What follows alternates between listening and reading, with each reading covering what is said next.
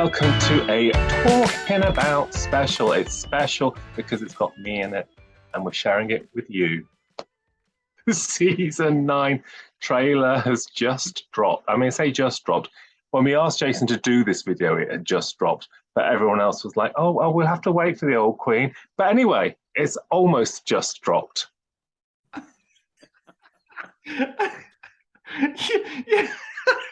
We didn't know when it was going to drop, in my defense. So it was just But once it had dropped and we said, you didn't go, oh, has it dropped?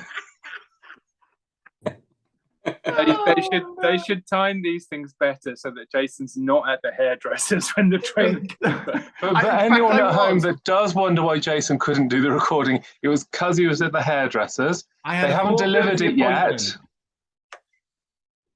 It was just the fitting, it's not the delivery. He's gone for a Bronson 88 classic. Rude. That's rude, I'm telling you. That's not nice. So, Season 9. Were we excited to see the trailer drop? Oh yes, it's a beautiful trailer, and we have the wonderful Katie Manning back, investigating sea devils and two young ladies who would happen to stroll upon a cave which has got sea devil eggs in. So yeah, it's a nice little. I like the trailers and how they sort of mix it in with the actual advert for the DVD box set, and it's nice to have Season 9 coming out. I'm not sure I can agree though, James. I find it slightly jarring. The story around the release is always nice to have, and I think there's some great inventive ideas there. But the narrative is chopped in half with, you get 3 or 4 minutes of well-written, good trailer. Love it. Katie, never ever gonna have a bad word to say about that lovely lady. And then all of a sudden you've got 8 minutes of what's coming up in the DVD, and then you're back for a couple of minutes afterwards. I'd rather it be maybe just the trailer and into a story, or vice versa. But isn't the point, Jason, that they're trying to sell you a Blu-ray box set? No, I entirely know that that's the thing, but for me, I don't want the narrative cut in too, ideally. Oh, well, I thought it was quite sweet, actually. I thought it was really nice. I mean, Katie now is prolific at these. This is her third go, I think, in doing a little story thing for these Blu-ray box sets, and yeah, I think it's nice. It's nice they sort of weave it around, her time, and obviously, we can get a little idea of what Joe is doing at this time, and then of course we have the very sad bit at the end, which says that Stuart sadly passed away. I know a few people have sort of said, "Oh, I don't know if you should have necessarily killed him off on screen as well as off screen." But then, how else are you going to have it? Some people might think, well, he was in the last one, Terror of the Autons one, and now he's not. But yeah, it's tricky, because I mean, these things are really only essentially just promoting these Blu-ray releases. They're not really, meant to be actual proper. Actual Doctor Who, but they're a nice thing. Yeah. I don't know anything about Big Finish, as has been mentioned a few times now. Now I know that there's a new one coming up with her as she is now, Joe, with the Third Doctor. Is that out? I don't want to speak out of turn here if it's not out. It's being advertised. It's being advertised at the moment. It's not out yet. Okay, well, I'll shut my mouth, because otherwise I'm probably giving things away that I shouldn't be giving away. But yeah. I think it's a theme that's something that's important, and it's important to Katie because she was very close to Stuart. So I think she says it as fans would find it a bit strange if it was just, Cliff can't come to the phone right now, he's in Gibraltar. It's kind of like you sort of, if you have the end bit, you can sort of move the character on, and that's how it is. I mean, we're waiting for Russell T Davies to make spin-offs of all these little bits, because when they did the Ace one for the where she was standing and talking about her life, and then you saw sort of Syl's umbrella at the door. That's pretty much the character that they put into Power of the Doctor. Is she was almost dressed identically. So I think there's probably going to be something at some point where we see. I mean, we saw Katie obviously in Power of the Doctor as well, where we'll have some sort of spin-off. These are the pilots, James. These are the pilots for all these spin-offs. I mean, you're quite close to the news. Anything on the spin-offs at all? Only that Russell T Davies has done a number of interviews now saying that he wants to expand the Whoniverse, and he is developing spin-offs, but nothing yet that has been announced. James is close to the news, but there's only one of us four here that's like, oh, my friend Ross. When I saw my friend Ross down the bay. It's my Cardiff connections as well, you know it, but I don't like to play on those. James is more in the know with his dark web. You should know this by now. He goes and has a coffee with Ross and just goes, they said on the last recording, is this true? Oh, no. And Ross just switches his earpods up and goes, can't hear you. We're here to talk about a trailer. What do we think then of the... You've left me hanging. That's terrible. Oh, the extras, then the actual DVD box set. I've not seen them yet, my love. Have you got pre-knowledge on this now? No. As in, what is coming up? What is being added to? I mean, I'll tell you what has surprised me is the Dolby Atmos remix of the Sea Devils music or whatever it is. There's a starter for 10. I mean, that is going to be one to annoy the neighbours with, isn't it? You get Rag and Bone Man on it now, or is it just the original? Rag and Bone is like a contemporary artist, Jason. It's not someone that's going to come and take away your old iron. Oh, I was thinking Steptoe and Son then. Any old iron, any old iron. It's interesting actually, because I think, and you know what, I'm not going to speak out of turn on anything, but I think there are some Blu-ray sets where you look and think they've spent a lot of money on this one, and there are some Blu-ray sets where you think maybe they've saved some money from this one to go on to this one.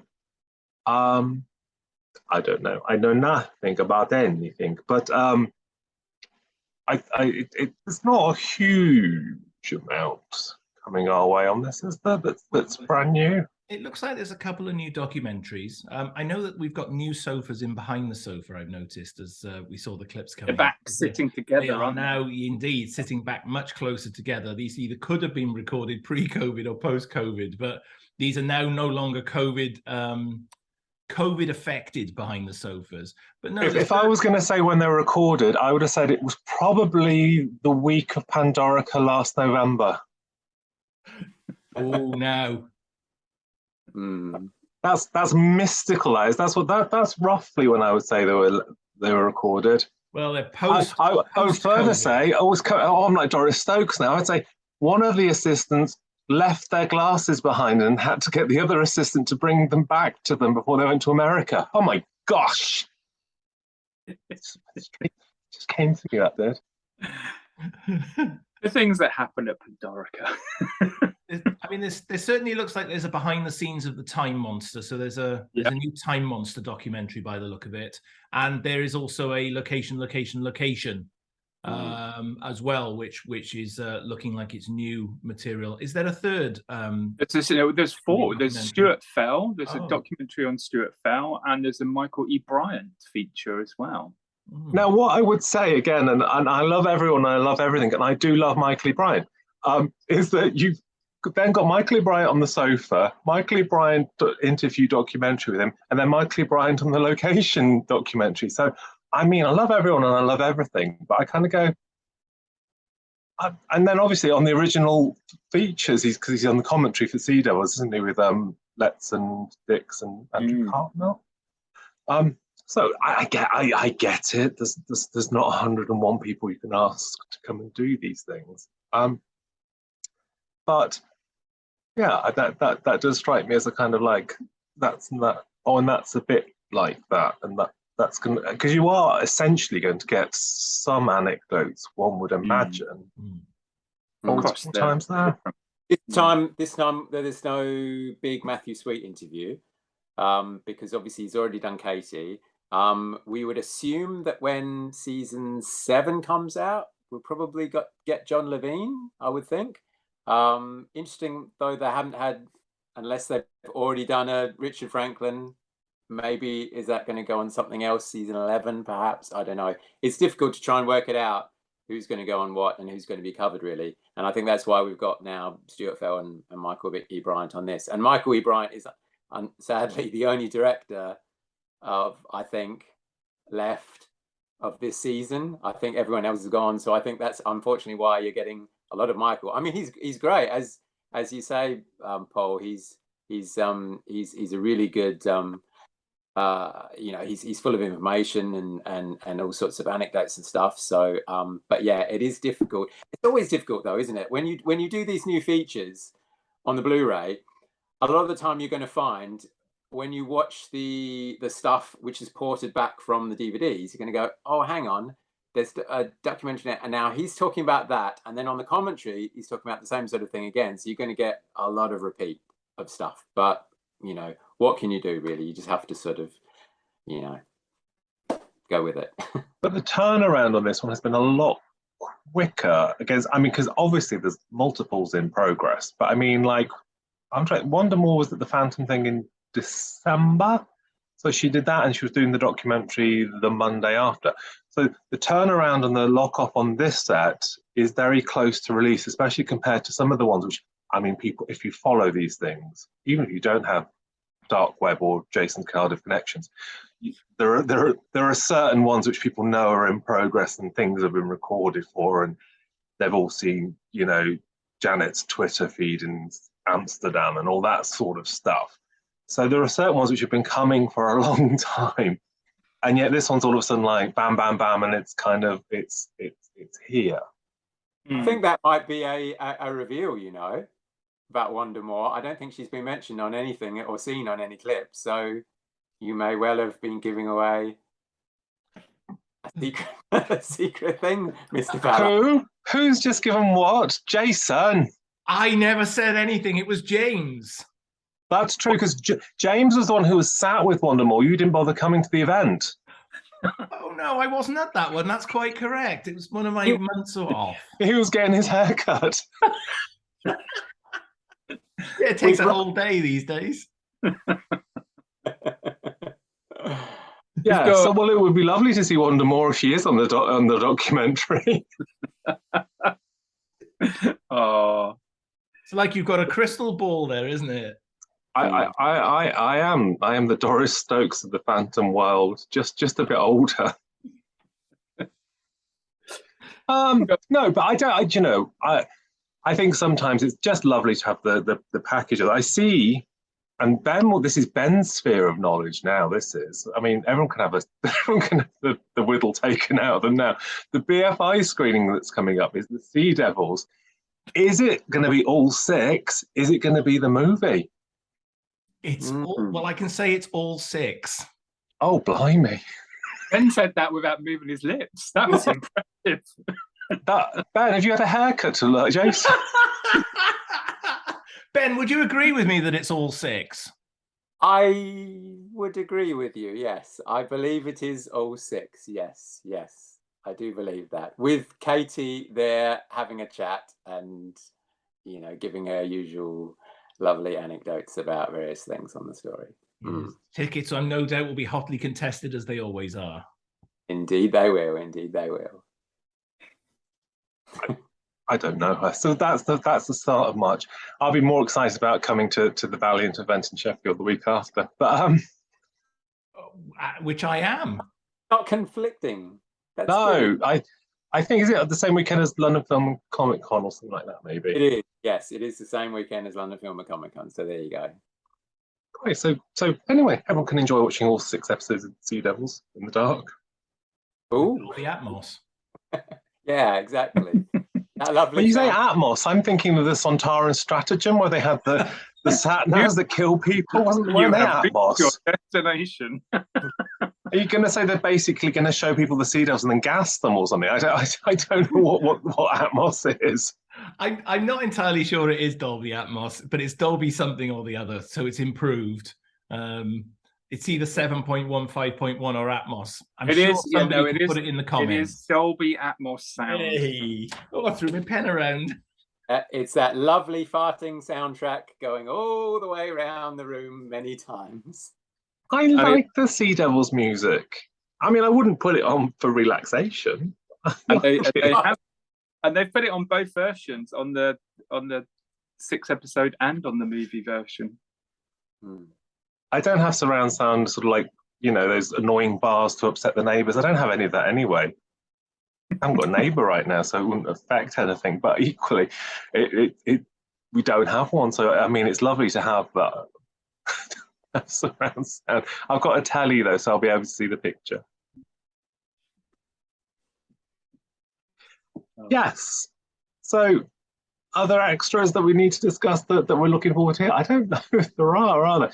I am looking forward to seeing the Sea Devils movie. I think that's quite fun when you see what they cut down and what they chose to cut down. I like those. They're nice to watch. Day of the Daleks, isn't it, as well?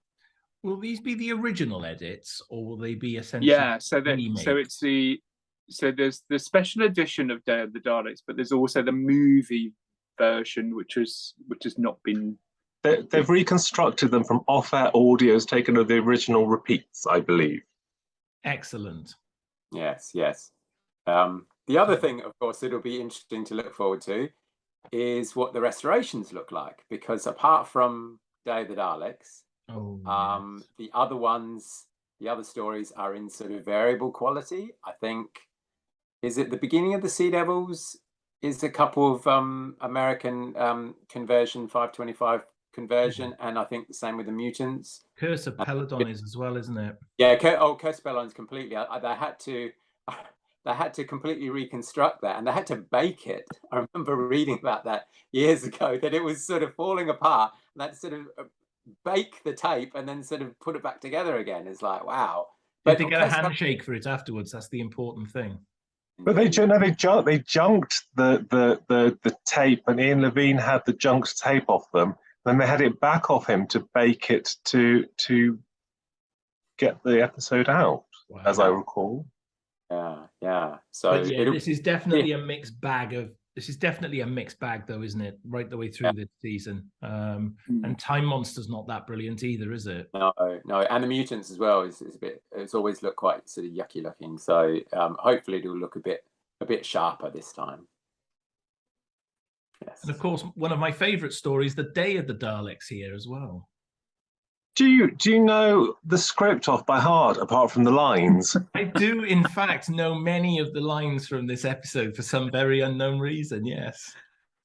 Yeah, I remember that discussion. Yeah, that's one of the interesting one when we did it. One of the Blu-ray extras is just Jason reading through the script. Oh, my days. Well, that would definitely not help the sales. Well, I remember that line. I remember that line too. You're reading Planet of the Spiders, love. I remember that one too. Well, I know there's a heated discussion online about will they put No Complications back into the movie version, because a lot of people were very upset that they took it out of it. So, but I don't know if they will. I think they'll leave it. They actually take No Complications out of the movie version and left it in the full version. Is that what you're saying? Absolutely, yeah. Jason, you know the script. No, I do know No Complications. It's a famous line, but I hadn't realised that it had been taken out of the omnibus edition. Yes, it had indeed, and people were very upset. Poor Ogron didn't get his moment of fame. Ogron equality. We need it back in 2023. Have they ditched the Noel Clarke narrated documentary, or is that still listed to be on there? Because there was a bit of talk online about whether they would or wouldn't. Yeah, well, we still haven't got a complete list of everything, have we? So I think we'll wait and see. Exciting. Yeah. Right. Well, we shall see when it comes out. I mean, they're saying March the 25th. 20th, March the 20th. Yeah, everyone seems fairly aligned on it now. Everyone seems to be all saying the same thing at the retailers. Yeah, they always do until a week before, but then all of a sudden you get an email from Amazon saying, this release has been delayed. And you're like, oh, by like a month and a half. Oh, Yeah. good. Should we do a bet now as to how many versions Jason will get? Yes, because he orders one drunk, one sober, one when he's hungover the next morning. They all arrive. One when I was somewhere in between all of that. So yeah, there's an opportunity here for at least 4 copies to turn up. It's funny because now I don't think it's a. I mean, apart from Jason who's still behind the curve here, I don't think it's a problem getting hold of them. If you order it, I think. I mean, if I went down, we've got an HMV, so I could go to the town and buy this. But you can pretty much still go in and buy most of the clunky box version, the limited edition versions. That's what they're called.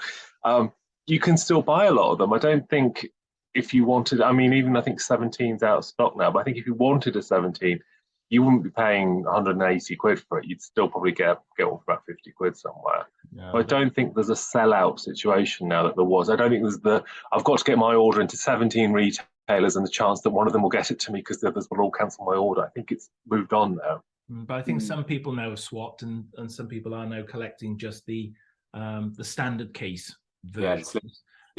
Possibly buying the box to at least see it up when it's released and then selling on quite quickly. Yeah, you're right. They're not selling out now in kind of the way that they were previously. And again, the £10 increase in the RRP will be making a bit of a difference here somewhere along the line for some people as well, choosing to wait and buy the plastic case versions. Do we think that they started releasing these slimline ones a bit too soon, or do you think because a lot of people are now saying, oh, I'm not going to pre-order the limited edition one, I'll just wait for the slimline version. So do you think suddenly this is why they're not selling out anymore? Oh yeah, I think there's definitely an element of people can go, well, I'd rather have the other packaging, or I'll wait till it be reduced. Because when they first came out in clunky box, they didn't reduce, they sold out, and then they went up in price. Whereas if you waited, I know sort of before Christmas on HMV and Amazon both did quite a few of the early sort of like 19 and stuff like that in the slimline for about 25 quid. That was sort of dirt cheap really for the whole flipping season. So I think if it's not limited and it's a standard release and you don't want to pay because you bought it on Vizio Laserdisc and everything else, you can probably wait long enough and get it cheaper. Yeah, because you're only missing. There's certainly value-added content in there that would make it a good purchase, but I think quite rightly so at the moment people are having to just be a little bit more careful. And why would you not wait another 6-8 months until it's 25 quid? For me, I love the cases. I love those limited edition boxes. They are still, I think, a brilliant design, particularly the way you've got the sort of fold outs and things inside. I think my season 2 glue dots haven't failed yet, so we're keeping our fingers crossed on that. But I've got to say again, I don't know what it is about the cover this time round. I'm just not 100% sure that this one's as perfect as some of the other ones have been. What's your thoughts, guys? I quite like it. I know when we looked at season 2, we had that discussion about the William Hartnell image, but I thought the Pertwee one was actually really. I thought the cover, from what I've seen, is really nice. I think it looks all right at first glance, and then you look at it second time, John looks slightly weird, and it's because of the composites that they use and the colouring and all that stuff. It doesn't quite. All the other little bits and touches, and and obviously you have the title sequenciness and the little monsters. Although this time it is like monsters from it, not just. Yeah. Season 2 was a right old hodgepodge of who can we flip in the cover. So there is something just slightly disconcerting about John's face on the front that I'm not quite on board with. Yeah, it's not distracting in any way. I still think it's fantastic. The whole piece is put together, and I think, particularly the art throughout is always good. There's just something about it that just struck me on this one, that as just being just slightly, I wasn't quite sure. But you're right, it's the composites. I think it's just chosen. They've chosen maybe something that isn't as familiar to us. And again, I think, that's kind of the way it should be, is you should always try and do something a little bit more unique. But yeah, just a small niggle. I like hiding on his on his ruffles on his shirt. It's like a bow tie. There we go. My contribution to that. Oh, I was just going to say, on the point of bringing them out too soon as slimline thingy cases, I do think it's quite important that people are able to purchase them and join the collection and stuff.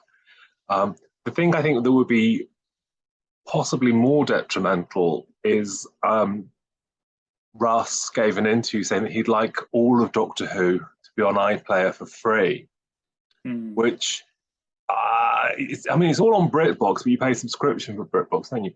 If it were all on iPlayer for free, I don't know how predisposed lots of people would be to buying the sets, because you would have to just be purposely buying it for wanting the extras. I don't know whether people, that's essentially why we're buying it, and to collect it and have it, and I get that. But I wonder whether you would cut some of your audience out there if you could just log into your iPlayer and just watch season 9, because you wouldn't need to buy it, would you? I agree. I think maybe when the collection lot has finished, then do that. But no, not at the moment, because that was sort of my issue as well with these slimline ones. I was just thinking, I think they've just started releasing them a bit too early, and a lot of people are now going, I'm just going to wait, or I'll wait for a sale or something like that. Whereas at least in the beginning, it was more that, you had to pre-order it to try and get them. It made it more frustrating for people who missed out or they couldn't get it, because obviously not a lot of people can always afford the price of it, and especially when all of a sudden the trailer comes out. It's like, right, this one is going to be released, and everyone just jumps onto Amazon, HMV, whatever, and goes, and then, within a fairly short space of time, a lot of the time it's sold out. Not so much recently, because I think because of these slimline things, but previously that's how it always was. And I still see some of the original collection box sets going for crazy prices on eBay and stuff. They're mad. I think the big thing now that there's a sort of percentage of the fandom that order it from the different retailers because they want to have it first. So if it's coming out on the 20th of March, if they want it on the 17th of March before anyone else has got it, because then they've got it for everyone else. And then, look, this is my picture of me with the set, and I've got it before all of you. And I think it might be unkind. There is a definite. That is very true. Social media, you're like looking a couple of days beforehand to see who's that they already got it. People are like, I ordered it from HMV last time and they were the first, and now Amazon are dispatching them. I hate Amazon. And it's kind of like, ooh, it'll arrive, babes. It'll arrive in the next couple of days. Enjoy it when it comes. Anyway, Jason's gone to sleep in the corner, everyone. He's thinking of Russ and the Bay. No, honestly, I haven't gone to sleep. I'm still here. I'm listening to the very entertaining discussion that's ensuing around me. He's just ordered his third version of the box set. How close you are to the truth. Look on blackstar.co.uk. Do they still dispatch? Play.com won't send it me anymore. Play was always my place where I went and got the DVDs from, Yeah, not Play.com. I miss them. I really do. They were always 3 days early with their releases. Yes, and they were cheap as well. I know. Yeah. Oh. We mourn the passing of them still. Anyway, thank you very much, gentlemen. Thank you. Thank you. Thank you. Bye bye. Hello. Thank you. Yes, so we hope you like that, you subscribe to it, and you'll get notified because there's so much more to